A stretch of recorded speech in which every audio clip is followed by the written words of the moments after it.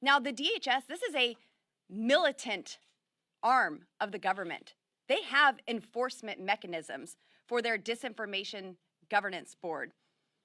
We want to ensure that no tax dollars are used for any similar government overreach. Misinformation has become a rally cry for the left to discredit facts that are inconvenient to their liberal agenda. The Russia collusion hoax, Hunter Biden's laptop, the COVID lab leak theory were all labeled misinformation by big tech until the truth finally prevailed. Meanwhile, the Biden regime has been able to put out ridiculous statements that we all know to be lies. This includes false claims like our southern border is secure. No, in fact, there's a complete invasion at our southern border. More than 2 million illegal aliens coming into our country, some 700,000 gotaways coming into our country, our children dying from the fentanyl that is illegally coming into our country. False claims also that Republicans wanted to defund the police, and that Biden's Build Back Better Act, which the nonpartisan Congressional Research Service estimated would cost $3 trillion over 10 years, somehow cost the American taxpayer $0. You can't really make this stuff up. So now, because the Biden regime is afraid of Elon Musk and free speech, they want to use American tax dollars to fund this new board to continue to silence conservatives. Look, I wouldn't trust Biden and his incompetent misfits to take care of one of my goats. And I certainly don't trust them to be the arbiters of truth. You know who I do trust? I trust the American people. They are more capable of looking at claims, researching facts, making informed decisions. Americans don't need big tech fact checkers or this partisan board silencing free speech like communist China does. I'm calling on Congress to pass my Protecting Free Speech Act, terminate this Orwellian Ministry of Truth, fire Nina Jankowicz, and prevent the Biden regime from silencing the American people. And with that, I would like to turn this over to my good friend from Louisiana, Mr. Whip Steve Scalise. Well, I want to thank Congresswoman Boebert and all of my other colleagues here who are standing up against this attempt to undermine free speech. And we've seen it over and over again from Joe Biden. And you just think about this idea of ministry of disinformation coming from the very same people who called parents who wanted to play a role in their kids' education domestic terrorists. What is it that Joe Biden has against people expressing their views if it goes against his far-left Soviet-style radical ideology? That's really what this is about. It's been about government control from the beginning. They want to control what people say. They want to control what people think. They want to control the people's ability to enjoy their own freedoms. You saw it over and over again during COVID. Schools should have been open early off, and the science, by the way, was very clear on that. And yet some of the same people that would be in charge of the Ministry of Disinformation were some of the people trying to keep schools shut down. When the data early off said it's harming kids, it's harming them emotionally, mentally, the learning that they lost, millions of kids that will never catch up because they kept schools shut down. And by the way, it was the Biden administration who changed the science because the union bosses went to him and said they didn't like the CDC guidance that was about to come out. And they were actually able to get the CDC to change the science to conform to what the union bosses want so they could shut down schools easier. Over and over again, my colleague Jim Jordan's going to be talking in a moment as well. We've been calling for a hearing on the origins of COVID for over a year. And Joe Biden, Nancy Pelosi, all the Soviet-style leaders here in Washington will not let that debate go forward. But again, if we're talking about a ministry of disinformation, do you know it was people in the Biden administration that were saying if you suggested that COVID started in the lab in Wuhan, that you were promoting a conspiracy theory? People in the CDC actually said that. And now when you talk to most scientists who have looked at the genetic structure of COVID-19, they all say it's highly unlikely that it was naturally created from a bat to an animal to a human. It was probably genetically manipulated and more than likely in that lab in Wuhan. So sure enough, more facts are coming out that it very well started in the lab in Wuhan. They still won't hold a hearing on this, by the way. We will when we're in the majority. We'll get to the facts. But some of these very same people involved in this ministry of disinformation were calling it a conspiracy theory to suggest that COVID-19 started in the Wuhan lab, when in fact now more and more science shows it probably did. So again, the very people that are talking about being involved in a ministry of disinformation are themselves the purveyors of disinformation. So I guess if you drug crime, for violent crime, for murder, no comprehensive plan on any of those things. No, you're not going to see it from this administration. Their comprehensive plan is on environmental justice. That's their agenda. This week is National Police Week. We should do all we can to thank the police officers. We should defend the police, not defund the police. The people of Wyoming have great respect for the police officers, the men and women of our communities who put their lives on the line every day to keep us safe. And what we hear from the Democrats and the administration is not that, but on behalf of Republicans and behalf of a great, great majority of Americans, we are very grateful for what the police do every day to help keep our country safe.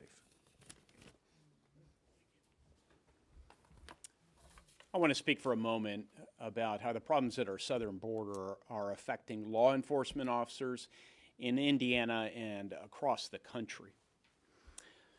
According to the National Center for Health Statistics, more than 100,000 Americans died of drug overdoses during the pandemic's first year. 100,000 Americans.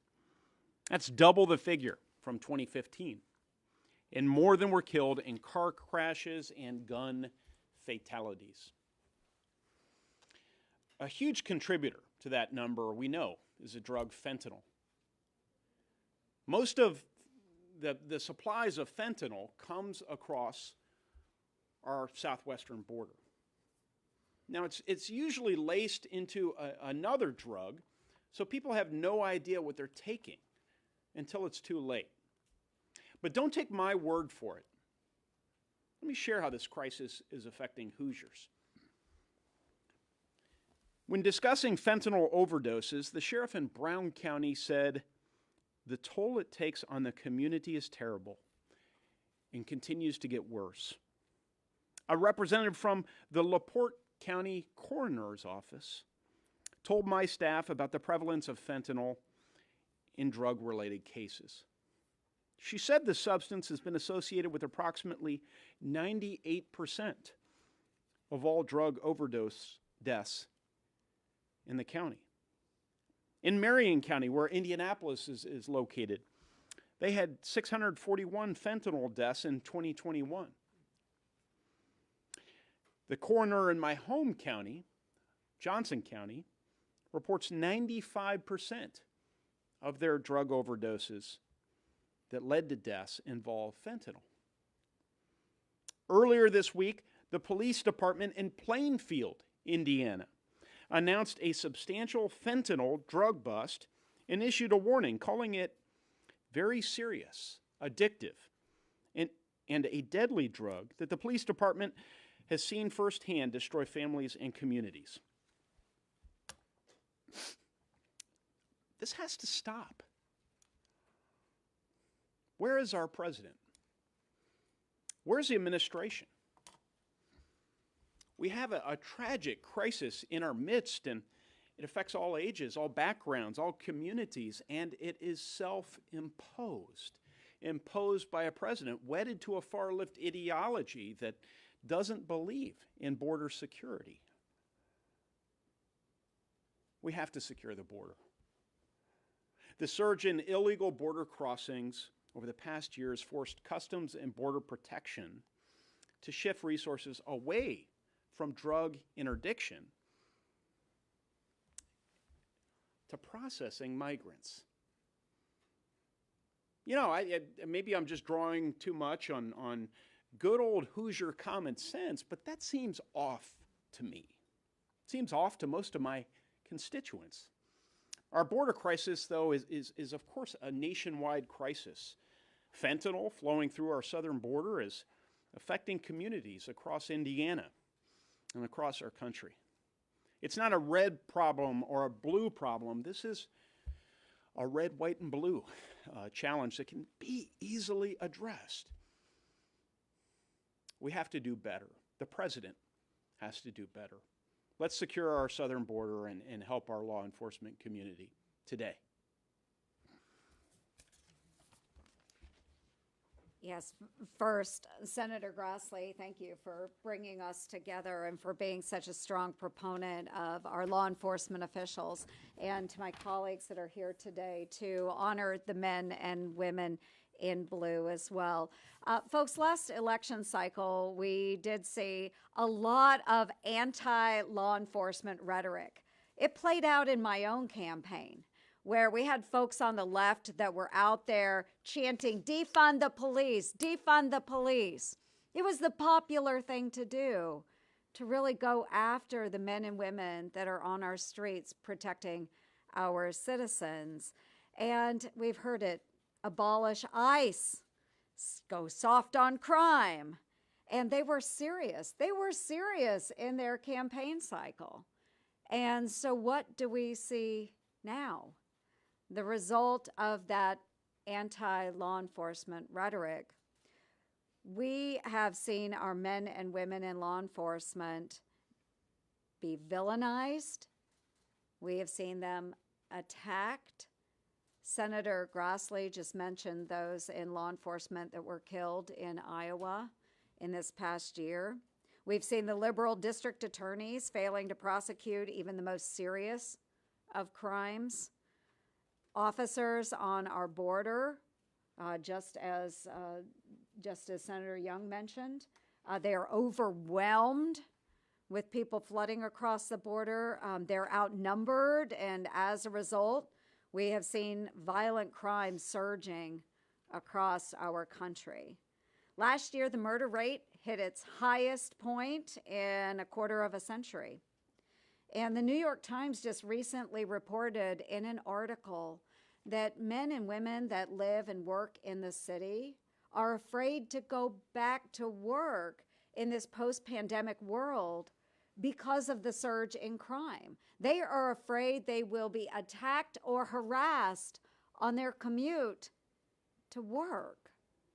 That's from the New York Times. And during National Police Week, all of us, I want to thank and honor the men and women in blue. I know all of us want to do that. They work hard to keep us safe. I did a law enforcement roundtable a number of weeks ago in Iowa with men and women of local police departments, of our sheriff's departments, and of the Iowa State Patrol. I'm really proud of those men and women for stepping up during a difficult time. And they acknowledged it has been a difficult time. Recruiting for men and women going into law enforcement is extremely difficult because of the rhetoric that has been put out there by the people on the left. These are men and women that will do anything to protect us, even putting their own lives in danger. And we're having a hard time bringing them into the fold to support our communities because of what the left has done. So instead of bending to the liberal left, we should have a president that is standing up for the men and women in blue. And so we're imploring that President Biden step up and do the right thing by supporting these men and women and taking crime seriously in the United States. Our laws need to be enforced, our law enforcement needs to be supported, and the perpetrators need to be held accountable. Thank you, Senator Grassley, for organizing this today. This is such a special week. It's in honor of our law enforcement men and women, National Police Week, and it really gives us an opportunity to show our gratitude, to show our appreciation to the men and women who serve their communities every single day. I think it's also an opportunity for us to highlight really the stark crisis that law enforcement officers across this country are facing right now. We've seen a lot of rhetoric against the police and also against the important work that they do. And that has an impact on local agencies, local communities.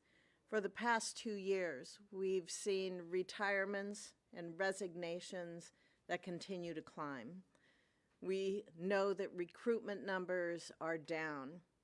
I recently had conversations with some law enforcement in the state of Nebraska, and they say they are receiving fewer applications.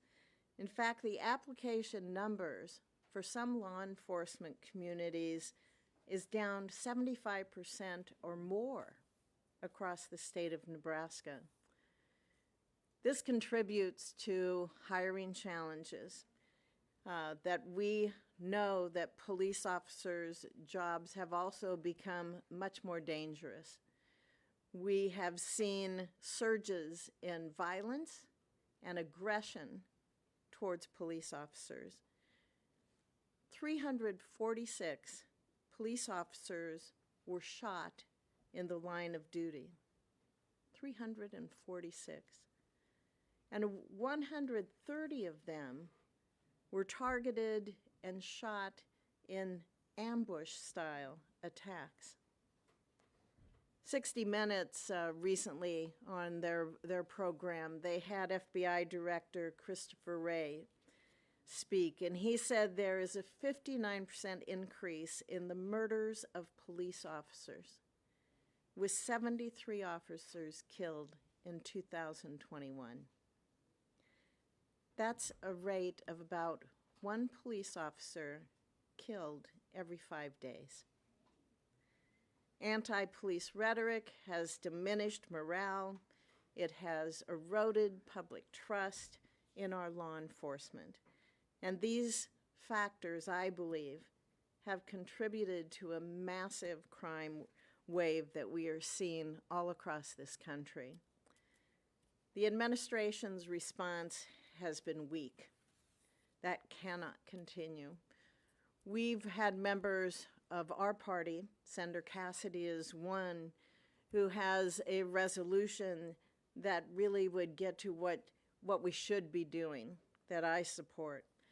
And it demands that the president work with Congress on a comprehensive strategy that's going to encourage the Department of Justice, the Department of Homeland Security, as well as state and local law enforcement officers to counter the rise in violent crime by reinforcing strong criminal justice policies. And the Senate needs to pass that resolution. We need to step forward and show that it is time to stop the rhetoric on defunding the police, and instead we need to honor the men and women who serve us every day, and really to address the public safety crisis that we see facing this country. Any questions on the crime problem? Iris Tao with MTV. So speaking of public safety, you just mentioned that the protests going on outside the justices' homes. So can you elaborate on the connection between this protest and current trends in crime in the country that we're seeing right now? And also, what do you think about the administration's response to it so far? Thank you. I think it's pretty simple. When you don't control the borders, and fentanyl is just one drug that comes across that border, comes from China to Mexico into the United States, but other drugs come from other countries across the Rio Grande. And when that happens, it's one thing for people to come to our country violating our laws, but to bring drugs in, it makes every problem for not just the border states, but for all of the states of the United States and the statistics on crime. Her question was about the connection between violent crime and the intimidation at the Supreme Court. You sure didn't make that very clear. You know, remind me of a question I got in Medicaid in a town meeting, and I answered it for 5 minutes, and the woman told me that that I'm talking about Medicare, not Medicaid.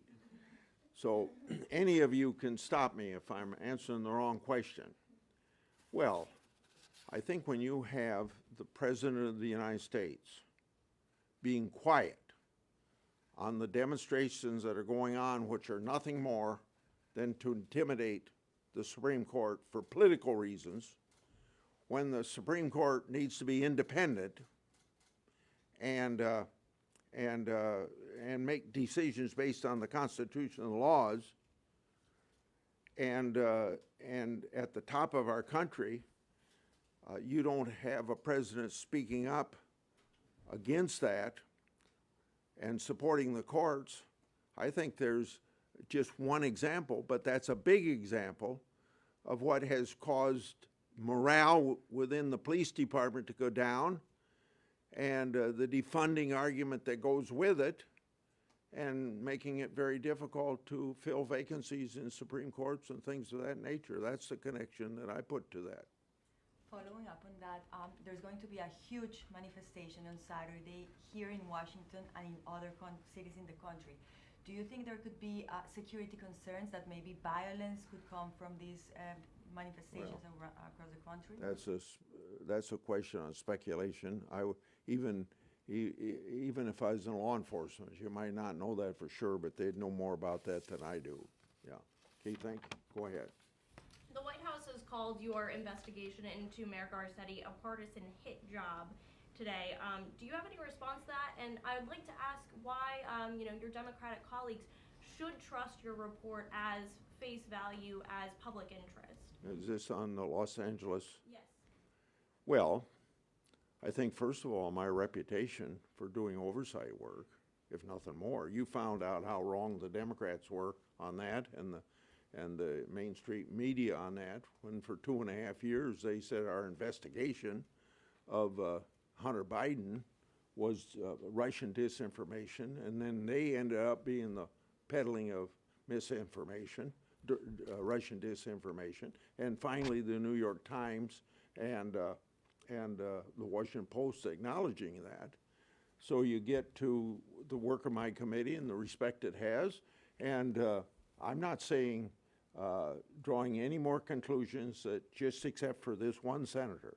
There's 99 other senators can read the report and draw whatever they want from it, and I'm not dictating to it, and I'm not holding it up anymore. It can go ahead on its own merits. Do you have a response to the White House claiming it's a partisan hit job? Well, I don't have that reputation for doing partisan hit jobs.